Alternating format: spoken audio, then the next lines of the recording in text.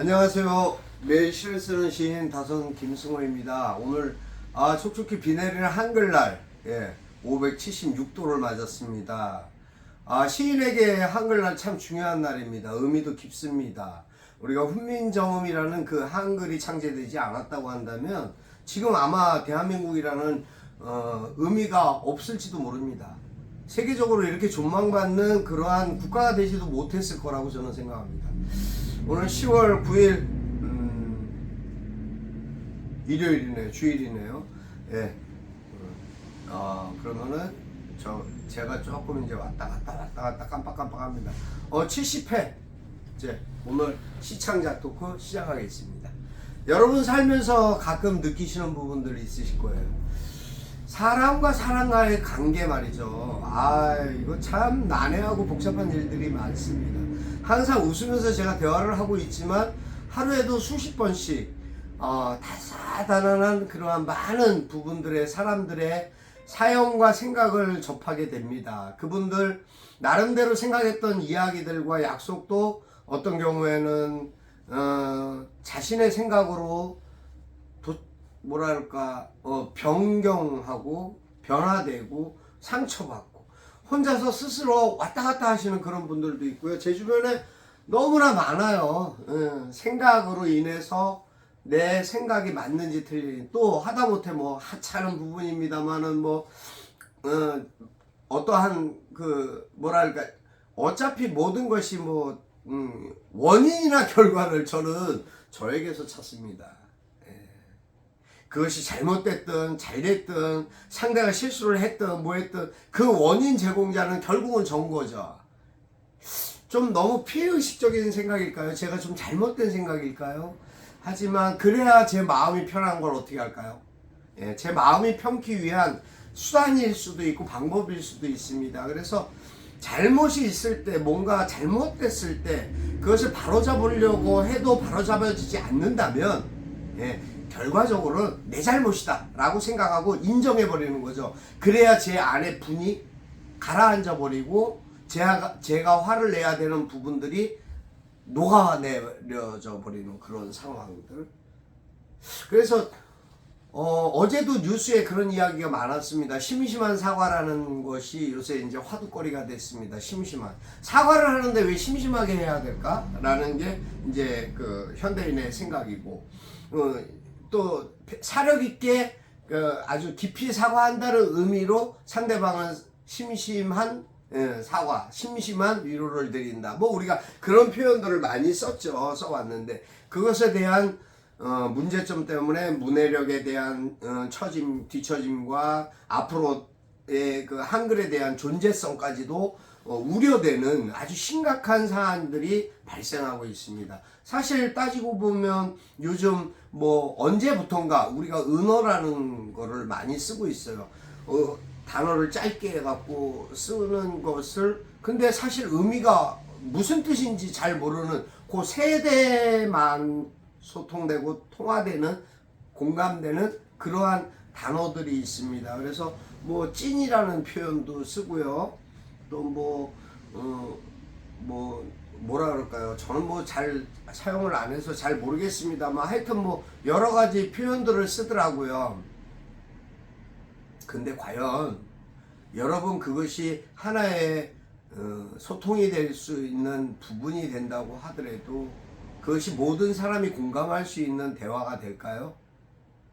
한 번쯤 심각하게 생각해 봐야 되는 부분이라고 생각합니다. 언제부턴가 편지라는 것이 사라지면서 우리가 카카오톡이나 문자로 짧은 글로 상대에 대한 생각들을 전달하고, 그러한 매체의 특성으로 인해서 문장이 자꾸 줄어들게 되는 편리함, 시간에 대한, 그래서 그것이 편리하다고 사용하는데 결국은 그 문장이 문장으로서의 역할을 상대방에게 올바르게 전달하고 있을까요? 저는 그렇지 않다고 생각합니다.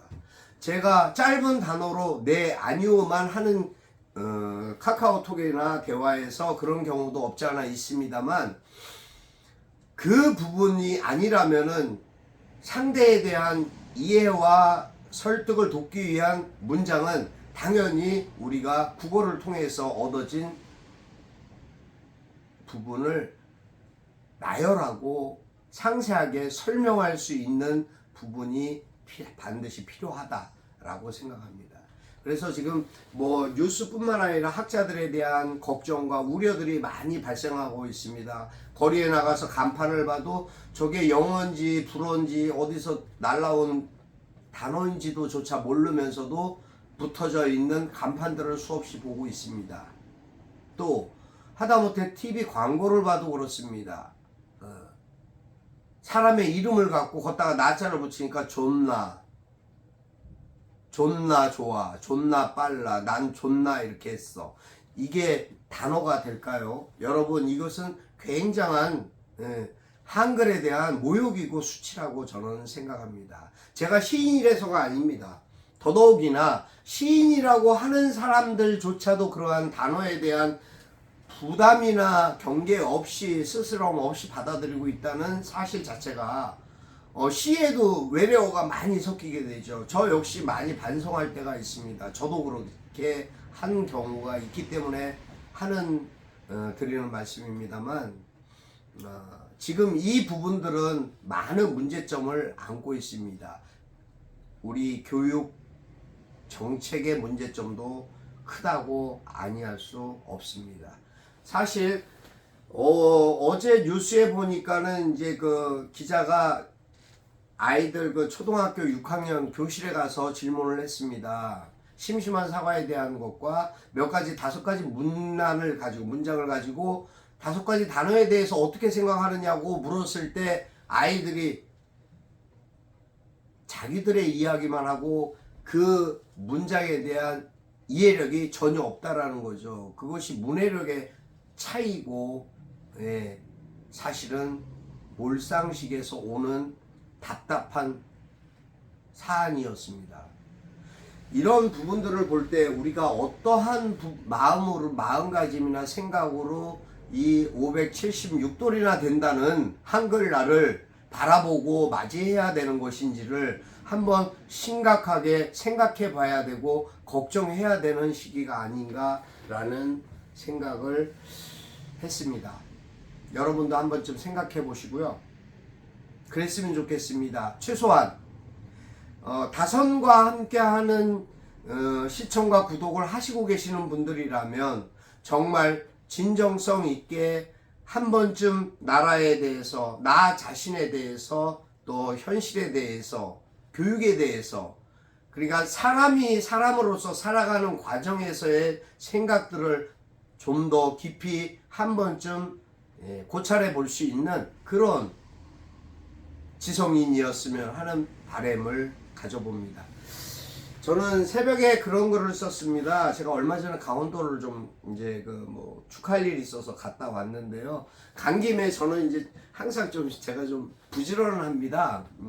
쓸데없이 많이 부지런합니다. 하지만 그 부지런함이 저는 쓸데없다고 생각하지 않습니다. 조금 더 움직이고 조금 더 수고하면 조금 더 나은 나의 삶의 질을 향상시킬 수 있다라는 생각으로 제가 시간을 할애하는 것입니다.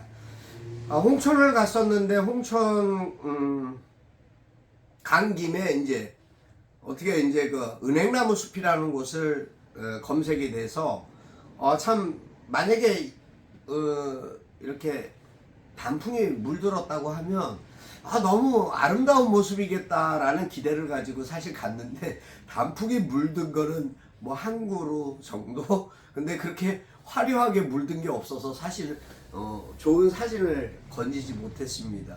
글을 쓰기 위해서 갑니다.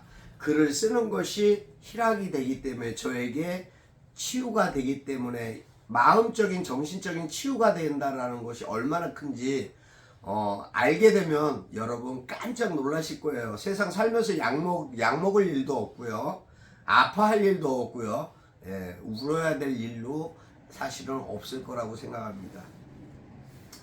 하여튼 아주 좋은 가을 숲과 시냇물을 봤습니다. 계곡의 물이었는데 그 산에서 흐르는 그 계곡물이 너무나 맑고 좋았습니다. 그래서 자연의 소중함을 또다시 한 번쯤 생각해 본 그런 시간이기도 했습니다.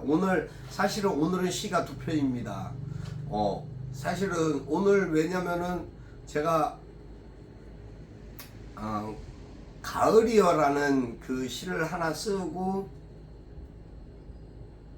한글날이라는 개념 때문에 그래도 자칭 민족 시인인데 한글날에 대해서 한 번쯤 고민해야 되겠다라는 생각으로 새벽부터 많이 퇴고를 잡다 하여튼 마무리한 한글날 시까지 보내드리겠습니다.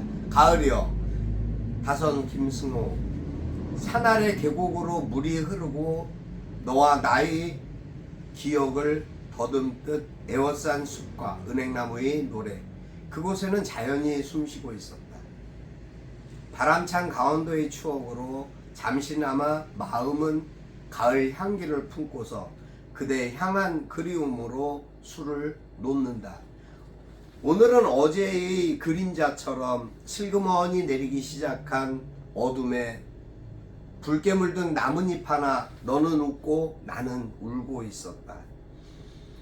가을이여 가을이여 내가 찾아든 이 밤 살며시 내 이불을 걷어붙이고 내 품에 안겨다오.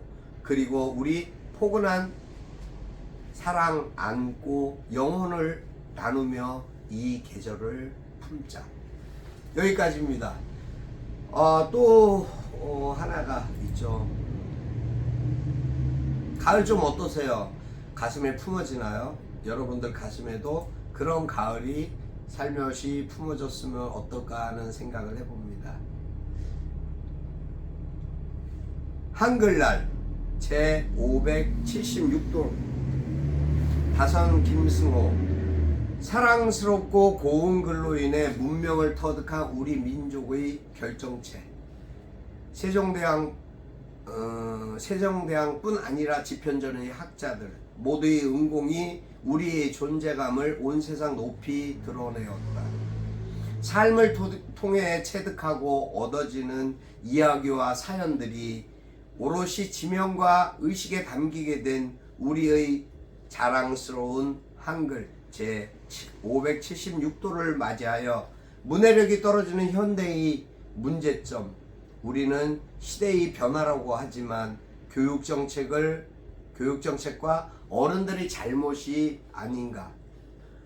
짧은 글과 거리 광고판, 방송의 영상에서까지 한글과 멀어지는 시대적 무지의 함정에 빠져가고 있다. 보도 듣도 못한 단어의 조합으로 사람들의 이해가 상충되고 은어라는 회개한 글들이 우리의 인성과 사고를 갉아먹고 있다. 오늘을 맞아 이제라도 되돌리고 돌이켜보자. 한글은 우리의 자랑스럽고 위대한 문화유산이다. 여기까지입니다. 시 좀 딱딱하죠. 예, 좀 앞에 거는 좀 너무 물컹하고 뒤에 거는 좀 딱딱합니다. 근데 물컹한 것과 딱딱한 것이 조화롭게 잘 이루어져야지 입안 치아 건강도 좋겠죠. 여러분 오늘 비까지 내리고 3일 연속 이어지는 그 연휴 기간 동안 어떻게 보면은 기후가 많이 도와주지 않네요. 온 마을마다 지금 축제 난립니다. 뭐 세계 막걸리 축제도 열리고 있죠. 뭐 예술제도 열리고 있죠. 뭐 하여튼 이 고양시만 해도 뭐 열리는 게 한두 가지가 아닌데 서울 쪽에 또 그렇죠. 각 동네마다 마을마다 지금 잔치가 잔치 열렸네. 이렇게 가고 있는데 여러분 비가 오나 눈이 오나 또 바람이 부나 노래 가사가 아니고 기쁘고 건강하게 그리고 꼭 여러분 행복하시길 진심으로 축원드립니다. 제 마음에 나오는 모든 마음들은 여러분들에 대한 사랑과 이해와 도움 덕분에 제가 살아가고 있다는 생각을 갖고 있기 때문에 항상 감사드리고 그런 마음으로 항상 기도하는 마음으로 살아가겠습니다. 감사합니다. 다선 김승호였습니다.